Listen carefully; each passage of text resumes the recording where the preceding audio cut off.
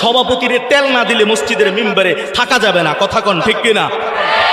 সেক্রেটারির তেল না দিলে মসজিদের মিম্বারে থাকা যাবে না।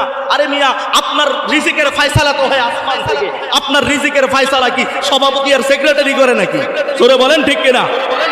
সম্মানিত হাজিরিন, মজার বিষয় হলো এই মানুষগুলো যখন মসজিদের মিম্বারে বসে পাবলিকরে চাকরি বাঁচানোর জন্য পাইকারি দরে আব্বা ডাকে, এগুলা মসজিদের মিম্বার থেকে কিভাবে হক কথা মানুষের সামনে উপস্থাপন করবে? কথা কোন ঠিক কিনা?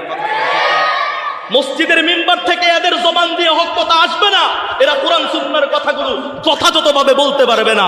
আমি আমার মসজিদ ম্যানেজিং কমিটির সভাপতি সেক্রেটারিকে যখন নিয়োগ হয়েছে, আমি আমার সেক্রেটারিকে বলেছি যে আমি মসজিদের মিম্বার থেকে কোরআন সুন্নাহ যেটাকে অ্যালাউ করবে আমি সেটাই বলবো।